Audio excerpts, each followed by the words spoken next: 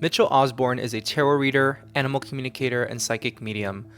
He has been helping his clients and students connect to spirit by identifying soul level solutions for wellness, enlightenment, and spiritual growth since 2009, after a profound awakening in late 1999 and subsequent years of studying all things metaphysical.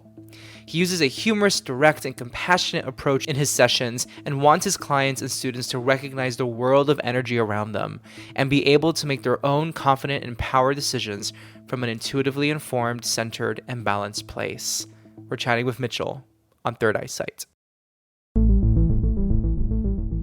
My name is Juan Francisco, and I'm a psychic medium and tarot card reader. I've always been curious about the supernatural, the paranormal, and psychic abilities, and I'm here to share my stories and interview folks who want to share their own stories with us. Let's get to it. Mitchell, thank you so much for joining us. Thank you for having me. So tell us, where are you based and about what you do? What is your title? What's your field of work?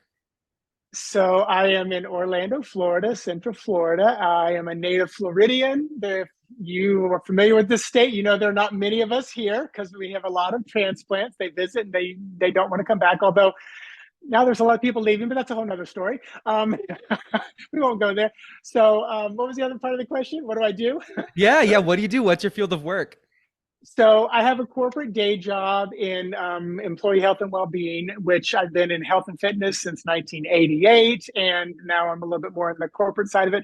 But nights and weekends, I get to do my passion, which is tarot cards are my main thing. I know that's something you're passionate about. I listened to a little bit of your story today on the podcast, and I'm a psychic and medium. I do claim those words. I love the word psychic.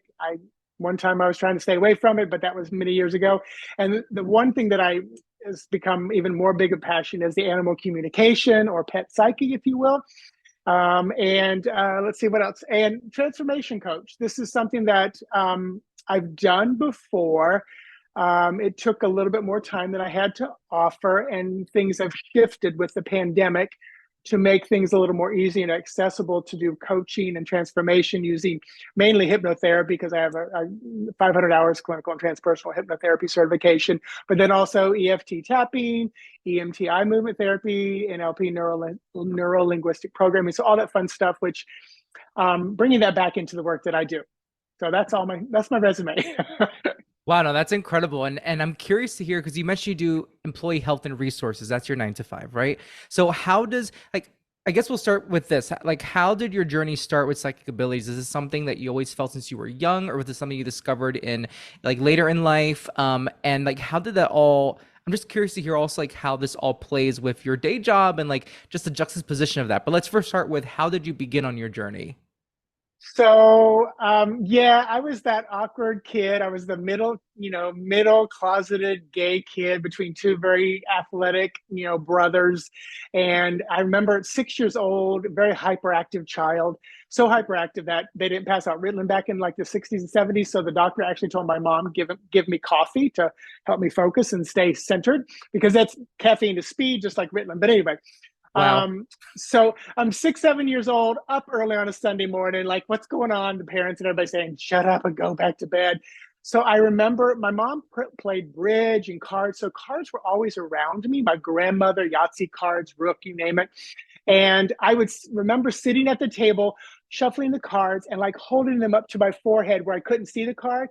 And first, I don't even know how I knew this, but first I would try to guess the color, because that's 50-50, red or black. Then I would try to guess the suit, because that's 25% chance, 1 out of 4. Then I would try to guess, like the actual card it was. So, as a kid, I knew I could move a pencil with my mind, and I would try to do that. So always had that metaphysical kind of psychic stuff in the back of my brain. Um, Grew up in somewhat of a conservative family, Polk County, Florida. It's a little conservative part of the world, and family wasn't like all church going. Both my parents grew up in them. They had ties to it, but we as a family didn't go because we had a family business that kept us busy 7 days a week. But I remember we didn't talk much about all the psychic woo stuff, but my mom was a big dreamer. So we talked about dreams. She had the 10,000 Dreams Interpreted book, in the bathroom next to the toilet, which I would sneak in there and read. So always had that kind of the back of my mind. Mom, very psychic, very intuitive. At like 33, 34, I said, "What's that book?" It was my grandfather's book. She goes, "Oh, that's your grandfather's book. He was a metaphysical minister." Did not even know this because their relationship was became a little estranged when divorced my grandmother, and he moved out with Sonia, this Russian woman, and they moved over to a very metaphysical part of Florida. So it was a big aha moment because then I'm literally going, okay, so my dreams and all my stuff probably goes to my mom, then probably goes to her dad, my grandfather, who my middle name, I'm named after him. And I felt his presence before. Whenever his presence here, it's like this 10 times size hand on my shoulder. That's his presence for me.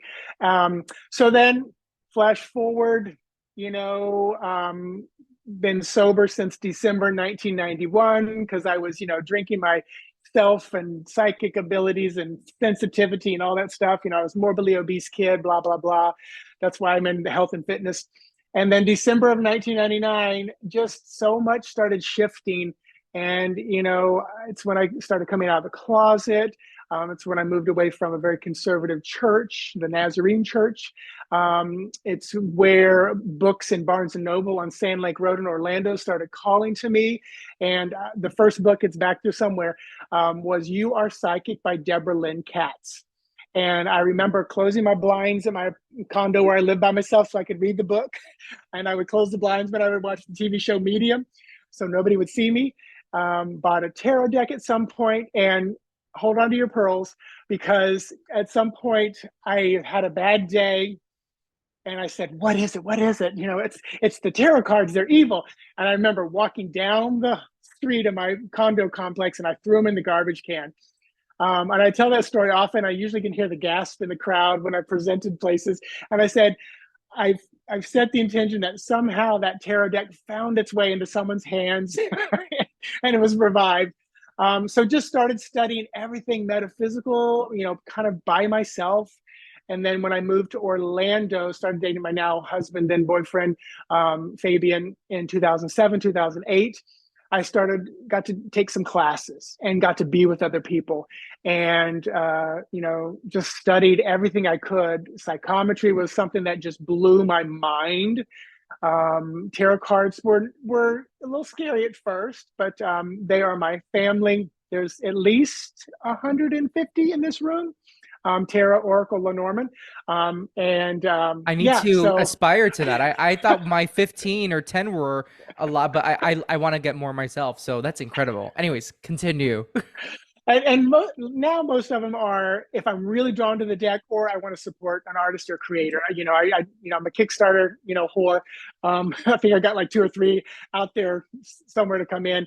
And I will say this: right over here on my desk is every deck that Ciro Marchetti has created because he's probably my number one artist.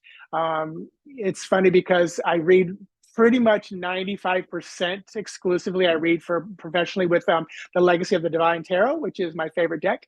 And I remember people would say, "Why do you always go to that one?" I said, "Because it just speaks so loudly to me." And one day, as I'm saying that, I'm thinking, "Oh, that's why." Because if you don't know Ciro, he's very forthright on social media, and he speaks very clearly, very politically about a lot of stuff. He speaks loud and clear. So his deck did that for me too. But yeah, so tarot is kind of my heart, and then the animal communication stuff came in. The other part of the question was, how does it fit into my kind of corporate day world type stuff? Yeah, how do you feel navigating? Because that's me too. I have my 9 to 5 in public relations, and then I do this on the side. I want to do more of this on the side, maybe one day less on the side. And I would like to hear from you. I'm sure there are other people listening too who do the same thing or are curious about it. Like, how do you navigate between the two? Yeah, what's your experience with that? When I first started doing this, people online would always like, "When are you going to go full time? When are you going to quit?" And I'm like, "Well, I love my day job. I mean, I do. I get paid to exercise. Now it's a little different that I'm not physically working in a gym, but I'm more corporate side. But I love what I do and speak in the vernacular of the audience that's listening. In other words, I worked for a very conservatively owned medical system, and like it's owned by a church. And but the beliefs that they have line right up to mine, just different words. So I remember when I would have my conversations with, all my gods and spirits and guides and source, and, thinking about going full time and doing all this stuff. And they're like, oh, Mitchell, listen, you can do what you do all day long at work, just speaking their language. And I remember it was a thump on my head of like, I get to witness, minister, coach, guide, prophesy, whatever words you want to use all day long with people. I just speak in the terms that they're very familiar with.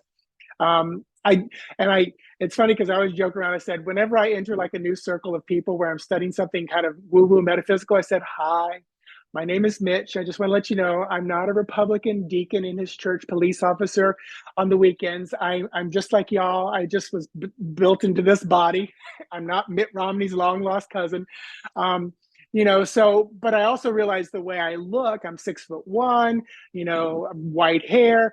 I know it brings certain people to me that probably feels comfortable with me. And I do get a lot of people who I'm sure they're closing their blinds when they have their session with me because, they're like, oh yeah, well, when I was at church on Sunday, I'm like, oh, okay, that's where we're going. So let's talk about it. um, but yeah, so I navigated very well. I've had a few moments where I was doxxed online. I've been in like a private chat where somebody was starting to ask if I knew Jesus as my Lord and Savior. And thank goodness I had a team around me that said, hey, this is work related. Let's stay focused on the matter at hand. Yeah, I'm very well protected. I've got a good team out there that keeps me well protected. But yeah, it's a really neat existence. And I typically will have about maybe 20 virtual clients a month, and then probably another 20 recorded spreads that I do. You can purchase a spread like, say, a Celtic Cross. I record it specifically for you and send it back to you. So I've got a good group of people coming in and new clients, stuff like that. So it all works out pretty well. That's great. And just how you've been able to, like, how you found the opportunity to correlate what you do, um, let's call it like 5 to 9 with your 9 to 5, like the same themes, but the vernacular, the people you're working with. I want to go back to something. So the story about your grandfather being a metaphysical minister is fascinating. And I'm just curious, was the town that he moved to, was it Casadega? Or was it somewhere No, else? no, Casadega is about 30 minutes from me, and Hmm. that's where most of my mediumship teachers came from. Maida Jones, who was, she would actually come into Orlando, and for probably 3 years, every single Tuesday night, I was sitting at Ruth's house, who used to host her, and Joan Piper was another teacher out there. It's a really cool community, which is kind of the winter home of what is it, Lilydale? I think it's where a Yeah, lot of the Lilydale. Lilydale. Yeah, I've Lilydale's up here, and I've never been to Lilydale. But I went to Casadega, but I went when I used to be a born again Christian, and when I went to Casadega, I was a born again Christian in high school, but my family was fascinated with it. And I was so nervous being there. The way you felt about the tarot cards, even though you were not a born again Christian at that moment, just that fear of like, this is all evil. I don't know what to do with it. Sound bowls. What is a sound bowl? Now I have like 2, 3 sound bowls and 15 tarot cards. But yes, I've been to Casadega once. And where did your grandfather, you said your grandfather moved to a community of So, metaphysical. and I have to back up. I was born again, baptized in the Holy Spirit. Got it. The Nazarene Church. This is a fun one, and I'll get back to my grandfather because he'll remind me. The Nazarene Church highly encouraged us to communicate and commune with the Holy Spirit. So I was, anytime I took the test of what your gifts were, discernment was always right at the top. And I will never forget leaving one of my classes at Avalon Bookstore in downtown Orlando. If you ever go there, people, it's an amazing bookstore, very pagan, very earthy. And I remember driving home, and literally the voice I knew as the Holy Spirit said, did you think my voice was going to change? I almost drove off the road. I mean, it was literally almost like this shock of like, I did.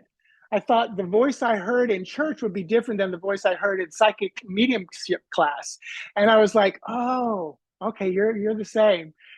So it was a very, very, powerful moment for me. But yeah, it was tough coming out of that, that closet and stuff like that.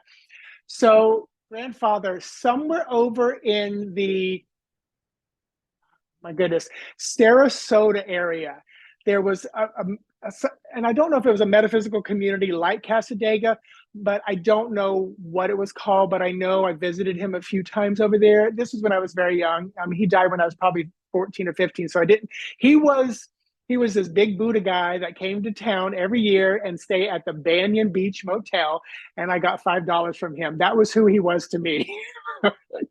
Which, I went through that whole moment of like, dang, I would love to have sit down conversations with him now.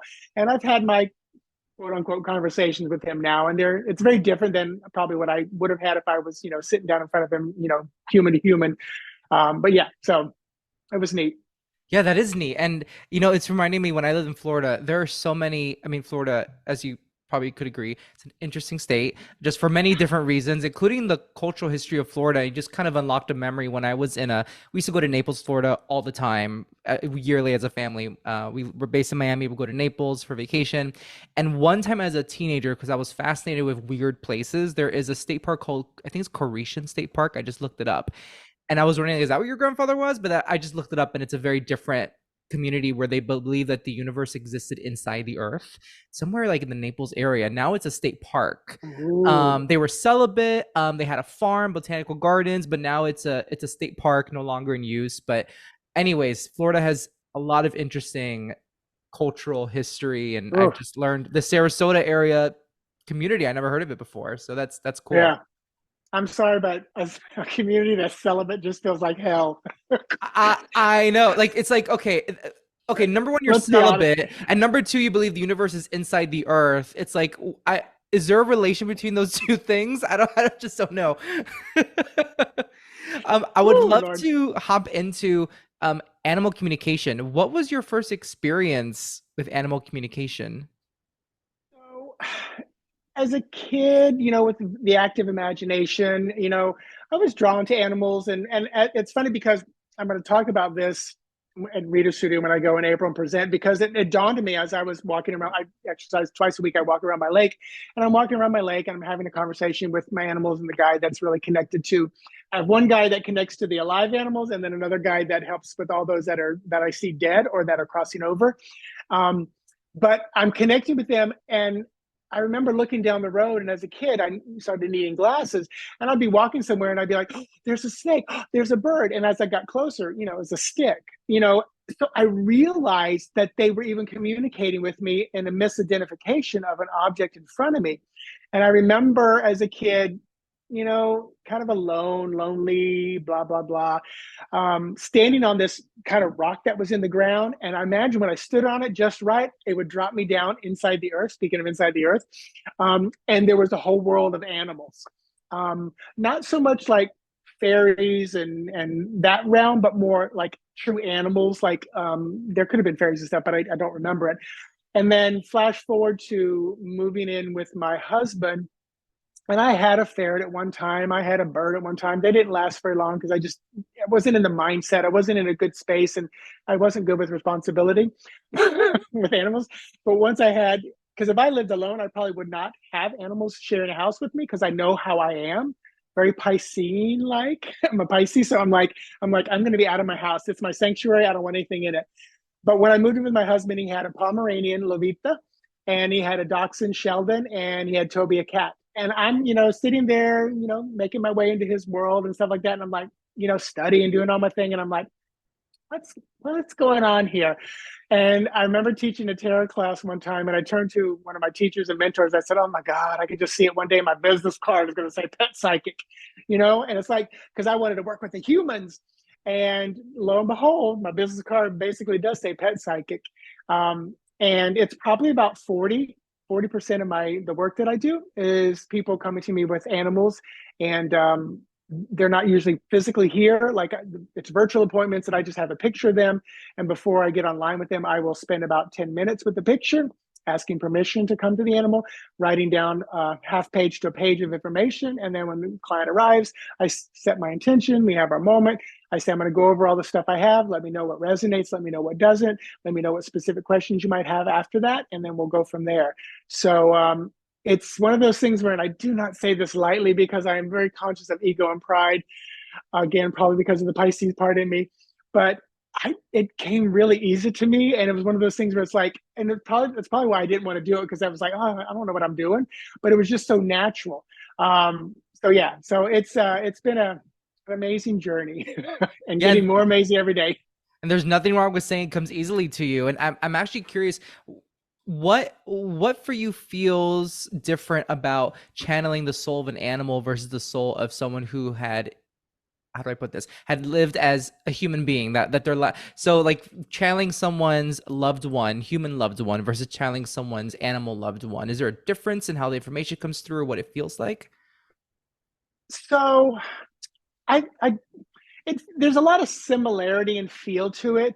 The humans, the challenge with for the human part is, and I think it's my left brain getting in the way, because oftentimes we can talk about names and dates and all this stuff that you want to try to have evidence and prove, and I do that, and I do it okay, I do it well. I'm happy with how I do that, but I think my left brain gets in the way when it comes to an animal.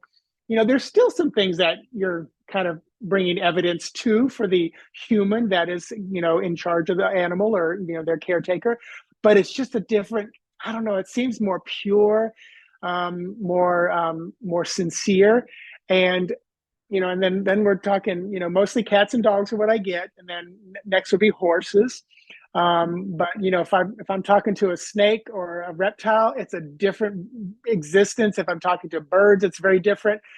Dogs just love humans. They're the dog species contract with the human race is so powerful and loving and caring. The cat, quote unquote, contract with the humans is like just what everybody would think. I'm here to teach y'all my wisdom. I am here to impart these things on you. And it's very, very high vibrational. Interestingly enough, smaller dogs, I tend to feel more direct contact. Bigger dogs feel just more like dudes, like I'm just talking to a Interesting. dog.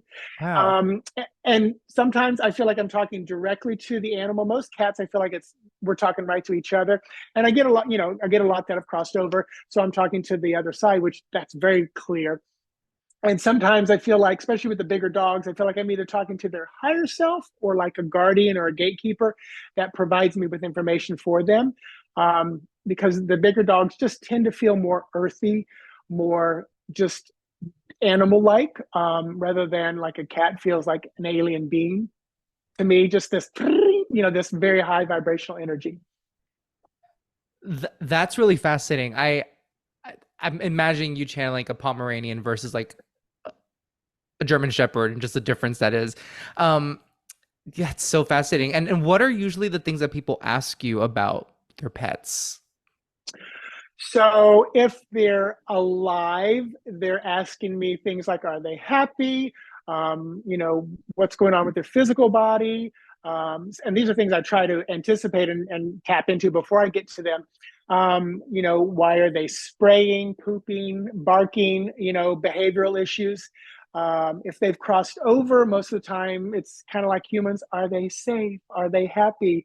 Will I see them again?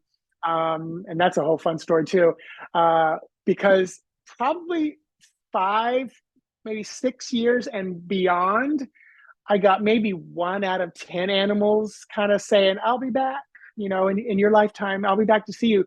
Since the pandemic, and I don't know if it's because of the pandemic, for me, it feels like more people are open and ready and willing, but now it's more like 50-50. Like 50% of them are like, I'll be back, either because I got some, pardon my language, some shit to tell you and some things to do. But it's like I got stuff that we need to get done, or you didn't get the message from your first animal, so now I'm giving you some more animals to come back to you, or they'll guide them to us as well. But yeah, so Yeah, So you're saying that the pandemic, it seems like after the pandemic, the animal spirits seem to be coming back in droves a little more than they did before. Like just something changed. Yeah, it feels like the vibration has raised. It's easier to come in. There's more of an urgency in for them in our lives. And if I thought logically, we're doing, cat cafes, we're doing goat and cat yoga. Dogs are more and more accepted as therapy animals, emotional support animals. So it's almost like they're needed more. And in Animal Communication 101, when I teach the class, one of the biggest things I tell people, and if you're listening about animals and if you hear nothing else to me tonight, give your animal a job. They want to help you. Sebastian, our cat, is comic relief. He's a flame point Himalayan. He looks like a grumpy cat, and his job is to bring comedy relief. Stefano, a new cat that has come in, I feel like he's going to help me in my work because he feels very much like a little light being. Santiago, his brother, they're just a little over 2 years old. He is just love, love, love, love. He is grounding. He's a little heavier than his brother, and he's just here to bring love. Sheldon, our dachshund, when he was with us, he was grounding for us. Yeah, so it's like give them a job, especially if they're having behavioral issues. Think about and ask them, show me a sign what your job, your role might be in our home. Is it guard? Is it, watcher? Is it healer? Is it love? Is it grounding? Is it someone who needs me pull me away from my work so I take a moment of mindfulness? What might my job and role be? So it's been cool finding that out. My dog Sella, I know that she's definitely my grounding pet. I just know you after you said all that, I'm thinking like she's definitely there to keep me out of my head, my Gemini head. So that's a wonderful way to look at it. I love that, giving them that job, that responsibility in the home. Yeah. Um, I want to ask you quickly about 2020 because my perception of 2020, I mean, other than it being a very difficult year for many people, a lot of loss and a lot of being locked in. Um, I feel like 2020, and people have said this about the Civil War too, that after these and 9/11, after these huge tragic events that have been witnessed and felt by across society, that there is like this interest, this boom in interest in what we do, like psychic abilities, mediumship, connecting to deceased loved ones, especially because there's been death involved. So I'm curious to hear from you. Like, do you feel there is, that's my opinion, but like, do you feel like there's been like a change since 2020? And you meant when you mentioned the reincarnation of animal souls that you've been experiencing or hearing about in readings, it kind of reminds me of that. So do you feel like 2020, have you noticed a shift yourself? I would say yes. I mean, interestingly enough, 2020 was like as a psychic and medium was a huge year for me. 2021 was also very good. Last year, 2022 was like a normal kind of steady year for me. This year has been a little different in the sense of I can tell some things have slowed down. I think just people are scared, confused, the economy, things like that. But I would say, it's like I can't flip through TikTok now, especially like even like this time at night. We're recording this at like 8 o'clock at night, where every other live is a psychic, and I know the algorithm's shooting that to me, but it's like, man, I just don't remember so many people, psychic, medium, tarot card reading, stuff like that. So I do feel, here's what I will say I've noticed in the last 3 years, especially clientele, probably 80% women, the other male, and of the other, probably 90% gay males. So very few straight men. And of the people that come to me, especially like the women who have, a husband in their life, more and more I'm seeing how, and not just that it's straight men, but people who are closed off emotionally, who have never had to really face their emotions or deal with them. More and more people like that category, which typically is going to be a lot of the straight men, are, it's like they can't deny how their emotions are just right here. It's like they're right here. And I've said this to a few people, and especially in the last 3 years, a lot. people like you and me and those who are studying all things metaphysical, tapping into our intuition, our psychic abilities, mediumship abilities, in 5 to 10 years, we're going to be in this place of like feeling kind of okay. And those who have not been tapped into that, working on it, healing, it's going to be a rough existence for them, because it's like the can of worms are going to be opened, and if you don't know how to deal with it, it just feels like it's going to be a real harsh kind of thing, for a lot of them to experience. I feel like, and I feel like it's just the raising of the vibration. It's hard to not deny what's going on below the surface anymore. Yeah, and I've heard from like it's the age of Aquarius just started, I think. I'm not sure. I'm not very knowledgeable in that stuff. I just know the song from Hair and and by the fifth dimension. That's all I know about it. But I feel like the age of Aquarius, I remember hearing that it's the age of like being more aware of these things. So that's an interesting way to think about it, though, that in 10 years that we'll have a, for lack of a better phrase, like a leg up, I guess, or just like Yeah, that awareness, yeah, which really helps. And I feel like in the times we're living in where there's so much going on, and we're actually, there's always been a lot going on in the world, but we're so exposed to it because of social media. um yeah, I feel lucky.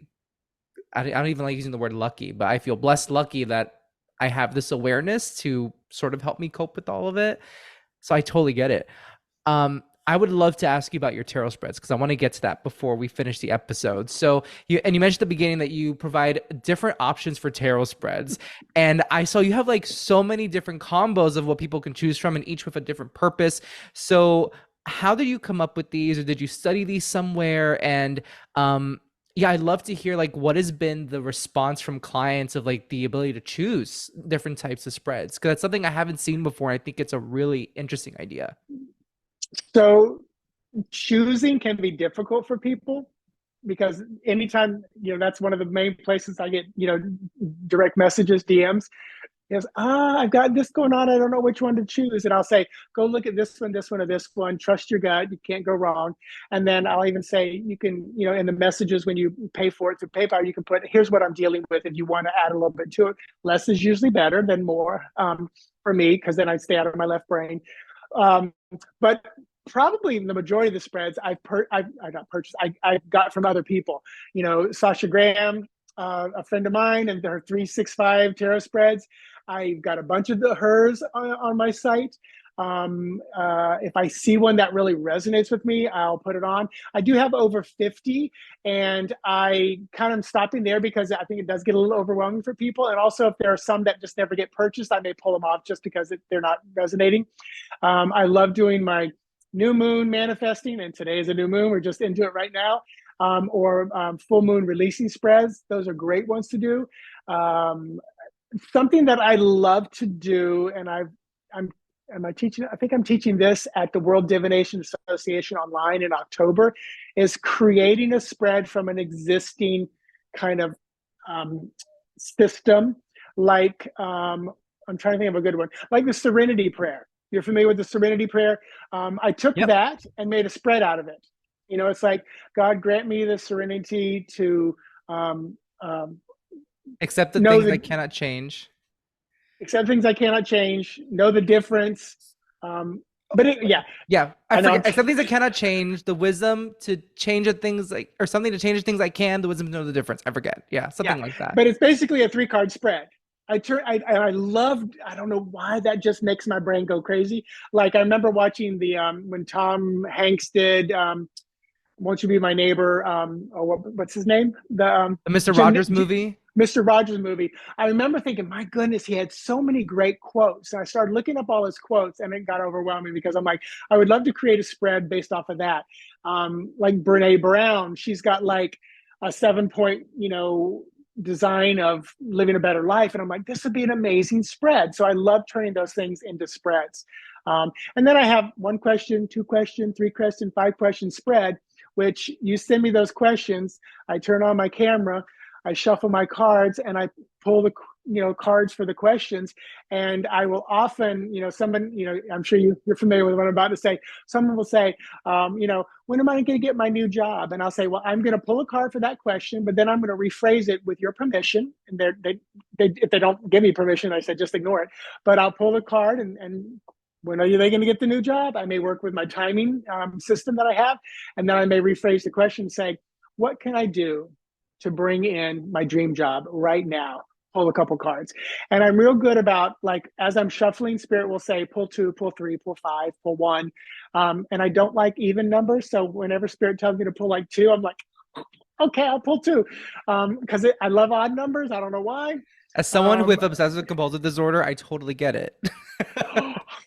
and it's funny because I'm a numerologist as well, and all my entire life, I would lay in bed, look at the clock, and I would go, it's 3:35 in the middle of the night. 3 + 3 is 6, +5 is 11. That's also 2. And I wasn't doing numerology, but I was just mesmerized by numbers. I've never set my alarm to like 6 a.m. I'll set it for 6:01. And then once I started studying numerology, I realized, oh, you know, odd numbers are masculine and dynamic. Even numbers are feminine and receptive. So if I set it for 6 o'clock, that's a feminine receptive number. That's probably not going to get me out of bed. But 6:01, the one is going to push me out, even though 6:01 would be a 7. Yeah. Anyway, see, I'm back in my head with It's the funny numbers. you're saying this because I just in the last 2 months started setting my alarms for 6:09, 6:07 because every time I do it for 6 a.m., I just don't want to wake up. I keep snoozing it. But 6:07, I'm a little more compelled to wake up. Yeah. Yeah. And Continue. there could even be a collectiveness where the majority of people are setting at that time. And what do the majority of people do? Snooze, snooze. It's like, so there could be even a collective consciousness vibe towards that energy where if you set it at 6:01, I mean, how many people are setting their alarm 6:01 a.m.? Not many. I actually, you mentioned Sasha Graham, and I actually have her circular tarot deck here, and she runs a psychic fair in Brooklyn, the Spirited Away fair. I've been to once, and it's a great fair. So if you're in, I know you said you're going to be in town. We talked about this before, next April. But if you're in town and it's a Tuesday, highly recommend going to her fair. It's really fun. Today you were talking about the podcast I was listening to about learning about tarot reversals. I don't do reversals. I Interesting. allow spirit to show me if I need to work with the opposing, the reversal, the blocked energy, whatever, however people interpret reversals. Because I, believe it or not, I'm trying to think, because I don't have a lot of air in my chart, so there's not a lot of that, but I always take it back to the Pisces who likes direction and form. Otherwise, he's going to water out and evaporate. So I do love structure. I'm not a borderless fan of decks. I like a border to keep me, controlled. That's so interesting. Yeah, well, I imagine. So, does that mean that all 150 decks in your room have borders on them? Probably 98% of them, because there's a few people who I've supported. I'm trying to remember if Chris Ann's deck is borderless or not. I think it is borderless. Anyway. But yeah, no, most of the decks I have, I don't use in readings. I just collect them because of the artistic. To me, they have so much artistic value. I mean, I just keep using my Rider-Waite Smith deck. I actually looked up what was the name of the artist you mentioned? Ciro. Chiro Um, Marchetti, yeah. Chiro. I looked him up and his decks look beautiful while you were talking. And yeah, so I'm gonna have to look into those, but try to hold myself back from buying too many. So, Yeah. He had a summer sale going on, just saying. oof. Okay. Well, I'll take a peek, not a look. I'll take a peek. Well, the last thing I want to get to before we end the episode, is there a memorable experience in a session, human, animal spirit, tarot, whatever it may be, that just sticks out to you as being especially impactful for you or memorable? Yeah, it's one of those where I know you'll appreciate it as a medium. I have a client that I've had for years, and we're always working with her and her horses virtually. And they finally bought their own kind of ranch and started, bringing in other people's horses and taking care of them. Well, she's like, I want you to come out. I'm like, I'm there. So I've been out 3 different times, and I usually go down the stalls, and she'll have specific ones with questions from the owners, and she just records me as I'm talking to them. And she's looking at the phone or the questions, and she's recording me, and she's like, so and so wants to know, what the horse's favorite thing is. And I'm literally going, I don't know. I don't know if I can say this. I'm like, said his favorite thing is pooping. And she starts laughing out loud. And I'm like, a good laugh? She goes, you have no idea. We have to clean up more crap out of this horse's stable than any other horse. We go in later and talking to like the team that works there, and her husband's there, and she looks at her husband and says, "Guess what? So and so told him was his favorite thing to do," and he goes, "Crap," and he goes, That's "So it was amazing. because it's one of those things where it's like, you want me to? I got to say this." And I'll never forget one early on, just tarot reading at a party. My husband was actually like out front with the clipboard, which is, I've hardly ever done anything like this, where he's giving everybody 10 minutes and signing them up. And this woman sit down and I'm reading her. And I'm like, I'm doing this point thing. I'm like, why do I keep seeing, why am I drawn to this other person, this other card? And she's looking at me and she goes, I went, oh, so this is the person you're having an affair with. And she's like, so literally the card, and this is early on. So I was like, blown away, kind of like I talked about that one, without giving away any details for months. And, my husband comes in, he's like, how is the reading? How's everything? I'm like, get out, get the next person in. Cause it was one of those things where it's like, to that point, I was like, you got stuff you need to take care of. It's like, the old shit or get off the pot. It's like you're in between, and finally I'm saying all this stuff, but once I finally realized why the Page of Wands, I think it was, or the Knight of Wands, it was a wand, I know that. I was like, okay, now it makes total sense. And it was one of those times where Spirit was really like, you need to say it out loud. And of course, her eyes are like this, and I'm like, yep, the cards don't lie. From horseshit to spilling the tea in a reading. That is wow. Those are very memorable experiences. Yeah, and also like in all seriousness with the horse stable, like the fact that owners left questions at each stall and like you just went, that's I'm visualizing that. What a cool experience.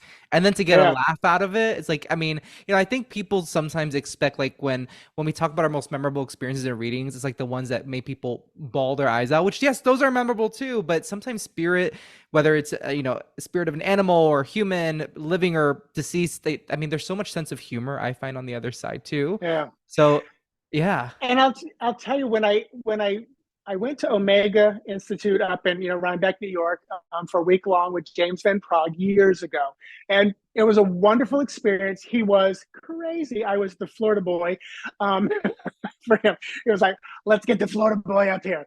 But I walked away from that kind of realizing my path, because the whole grief stuff just didn't vibe with me. And I do get some clients who are like, my loved one's on the other side. It was a tragic death. Or, it's like those people are still grappling with life and death. And I don't get a lot of, I mean, like probably 90% of the people that I get who want to connect to someone on the other side, it's more about like soul guidance and things like that versus, are they okay? What happened? Where are they? And I remember walking away at that time. I won't say this is how I still feel, but I remember walking away from that week long and thinking, I don't want to be a grief counselor. And it basically what it meant was that's not probably what my path was going to be. And then the other wild thing is, when I am working with animals, almost always before the end of the session, those animals, the whole purpose of the owner or the animal even coming to me was to get back to the owner. I don't like the word owner, to the human, because by the end, they're like, listen, this dog keeps pointing out that you are not standing up for yourself. There's somebody at work that you need to, Queen of Swords, you need to speak your truth. You need to get that out of there. And, of course, that's when they start bawling. They're like, their animal's calling them out is what's happening. Which is always kind of cool, because those animals are literally here as our guides, our teachers, our little sentient beings that are helping us along our path. Do you find that, and I promise this is the last question, I just have to ask this, I'm so curious. Do you find, like I've seen some videos where mediums, psychic mediums, they'll bring forward both human and animal souls in one reading. Could just happens to be that someone's dog comes through. And sometimes in some videos I've seen, not all, the person starts crying not after grandma comes through, not after their husband comes through, but when the dog comes through, it hits a different emotion. So do you find, I mean, most people when they book a reading with you for animal communication, that's what they're expecting. But yeah, do you find that people and not that there's a hard and fast distinction or difference because it depends on the person, but that people emotionally respond to their dog, their cat coming through just in a different way than just differently. It just hits different. Yeah, I do it, and I get it because it is.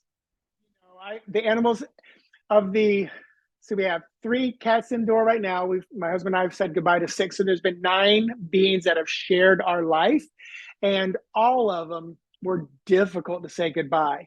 Some more difficult than others. I don't know if you're familiar with Pocket of Tears Tarot, but this is Bartolomeo and me as the Eight of Cups, and he passed away, and that was the hardest goodbye of human or animal I've ever experienced. And it's because of the soul connection I had with him, the heart to heart connection. And also, I mean, you have an animal, so you know, it's like there's just something about these little furry beings or feathery beings or scaly beings that are in our lives where we have these connections, and it's just different than a human. And probably more and more, I hear people say things like, "Man, if I didn't have to deal with humans to just live with my animals in my house, I'd be fine." And I think that's not a bad thing, but I still do think we need some kind of human interaction.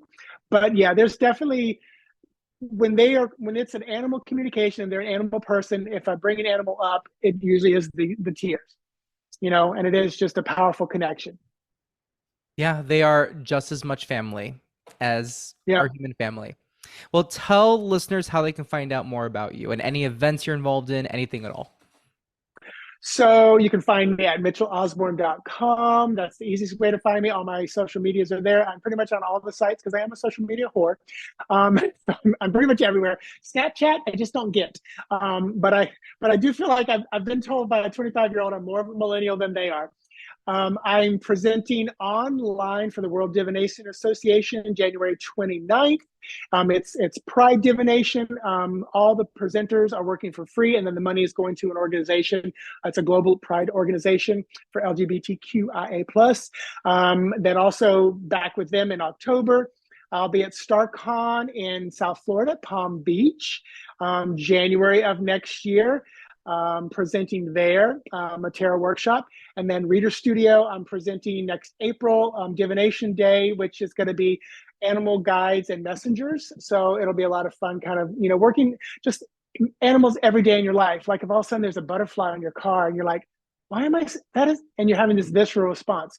What does that mean for you in that moment? What message does that butterfly have to you? So it'll be a fun workshop. So that's where you can find me.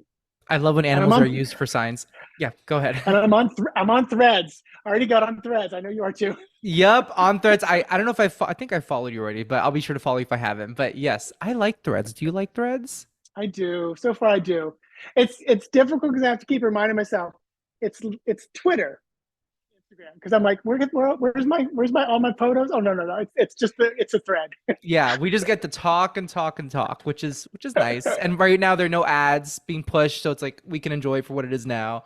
But anyways, I could talk to you forever. Thank you so much for Thank hopping on the you. podcast. This was so fun, and you shared so many interesting, exciting insights. So I really appreciate you.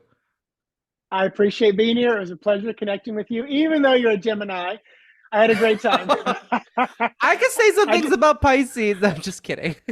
I had to save it to the end. It's so funny because Gemini women tend to scare me because they will say what's on their mind, and sometimes I don't know how to handle it. Gemini men, my older brother was Gemini, and we were night and day, and it's probably just a reaction to that. Of it's like this, I feel like I'm a 12-year-old boy again, just wanting to be loved, and I've experienced it with Gemini men all over the place. But yeah, but no, I appreciate Geminis. Well, if we want to get even, so with Yeah, go ahead. most of the men that I had crushes on, who I learned were straight or were gay but not emotionally available, most of them were Pisces. So Funny. we're even.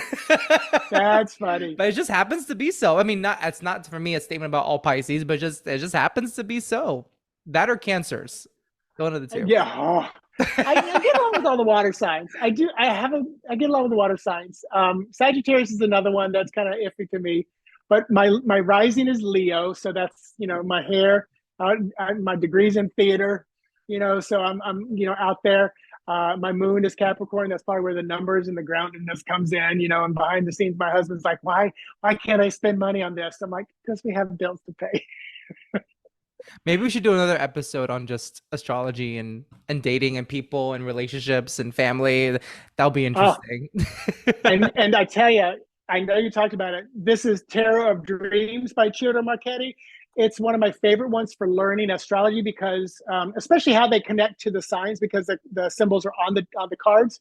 But it's a pretty powerful one, and that's for my zodiac stuff comes in is how it pertains to tarot, and it all goes back to that because that's a whole nother world, astrology and zodiac and planets. Oh my lord! It is. It's a lot of studying. It's a lot of studying. I also intersect tarot and astrology when it comes to the major arcana, like, the cards that, the lovers, Yep. Gemini, that's the extent to which I do it. But yeah, but anyways, thank you so much, Mitchell. I Thank appreciate you. It's you. been a pleasure. If you have a question or topic you want me to cover on Third Eyesight, head to my website, juanfranciscospirit.com/contact, and send a message my way. If you really enjoyed this episode, leave a review wherever you listen. I'd really appreciate it.